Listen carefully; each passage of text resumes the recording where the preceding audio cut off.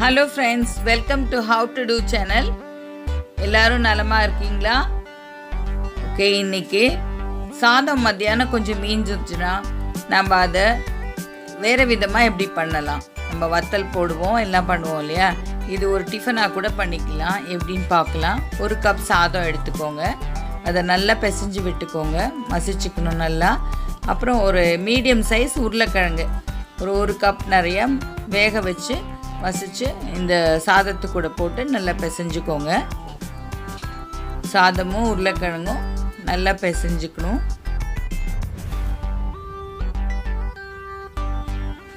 உங்களுக்கு உருளைக்கிழங்கோட டேஸ்ட் கொஞ்சம் கூடுதலாக வேணும்னா இன்னும் கொஞ்சம் கூட உருளைக்கிழங்கு போடலாம். ஆனால் ஒரு கப் சாதத்துக்கு இது போதும். கொஞ்சமாக அரிசி மாவு ஒரு டேபிள் ஸ்பூன் அளவுக்கு இதில் சேர்த்துக்கோங்க. ஒரு டீஸ்பூன் ஜீரகப்பொடி சேர்த்துக்கோங்க. ஒரு டீஸ்பூன் மிளகாய்த்தூள்,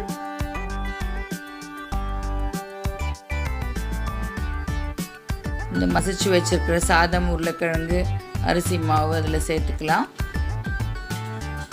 தேவையான அளவு உப்பு சேர்த்துக்கணும். இப்போ எல்லாத்தையும் சேர்ந்து நல்லா பிசைச்சு விட்டுடுங்க.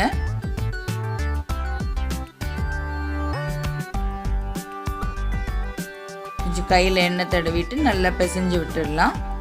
கடைசியாக ஒரு அரை மூடி எலுமிச்சம்பழத்தை பிழிஞ்சு விட்டுடணும். லேசாக காரம், புளிப்புத்தன்மை, உப்பு எல்லாம் சேர்ந்து இந்த பண்ணுற பலகாரம் ரொம்ப சுவையாக இருக்கும். அதில் இருக்கிற கொட்டையெல்லாம் நீங்கள் நீக்கிடணும். எல்லாம் நல்லா கலந்து விட்டுக்கலாம். கலந்துட்டு 2 கையிலையும் நீங்கள் எண்ணெய் தடவி சின்ன சின்ன உருண்டையாக நீங்கள் நல்லா உருட்டிக்கலாம். இந்த ஒரு கப் சாதத்தை எல்லாம் எண்ணெய் தடவி உங்களுக்கு தேவையான அளவுக்கு சின்ன சின்ன உருண்டைகளாக உருட்டிக்கலாம். இல்லை நீளமான ஸ்டிக்ஸாகவும் பண்ணிக்கலாம். எல்லாத்தையும் உருட்டி எடுத்து வச்சுருங்க. ஒரு கப் சாதத்துக்கு ஒரு 15 உருண்டை மாதிரி வரும் உங்களுக்கு. இப்போ இந்த உருண்டைங்களை நாம் ஒரு இட்லி தட்டில் வச்சு ஆவியில் ஒரு 7 நிமிஷம் வேக வச்சுக்கலாம். மிதமான தீயில் வச்சு நம்ம இட்லி வேக வைக்கிற மாதிரி வேக வச்சு எடுத்துக்கலாம்.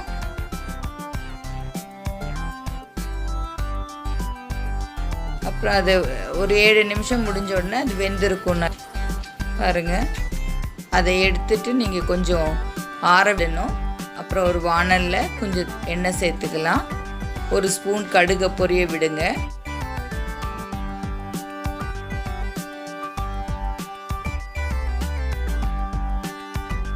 ஒரு 7-8 பல்லு பூண்டை நீங்கள் உரித்து சின்ன சின்ன துண்டுகளாக நறுக்கிட்டு அதையும் சேர்த்து வதக்கி விட்டுடுங்க.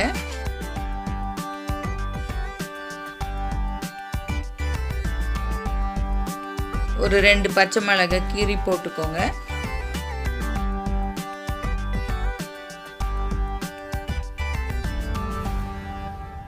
கொஞ்சம் பெருங்காயம் ஒரு அரை ஸ்பூன் அளவுக்கு சேர்த்துக்கலாம். இந்த எண்ணெயில் சேர்த்து பொரிய விட்டுடலாம். அப்புறம் ஒரு ஸ்பூன் வெள்ளை எள்ளு இதில் சேர்த்துக்கோங்க. நல்லா வாசனையாக இருக்கும் எள்ளு சேர்க்கும்போது. எள்ளு நல்லா பொரியட்டும். பொரிஞ்சோடனே இப்போ நம்ம வேக வச்சு ஆற வச்சுருக்கோம் இல்லையா, இந்த ரைஸ் பால்ஸ், கொஞ்சம் மஞ்சத்தூளும் சேர்த்துட்டு இந்த கலவையில் இந்த ரைஸ் பால்ஸை இதில் எடுத்து 2 எடுத்து உடையாமல் போட்டுடுங்க. மிதமான தீயில வச்சு இதை நல்லா கிளறி விட்டுடுங்க. கொஞ்சம் முருகலாக கலர்ஃபுல்லாக ரோஸ்ட்டாக ஆனோடனே நீங்கள் தீயை அணைச்சிட்டு கொத்தமல்லி தழையை சின்ன சின்னதாக நறுக்கி அது மேலே தூவி விட்டுக்கலாம். இப்போ பாருங்கள், சாதம் மெஞ்சிருச்சுன்னு உங்களுக்கு கவலையே வேண்டாம். இப்போ வேறு விதமாக அதை டிஃபனாக பண்ணியாச்சு.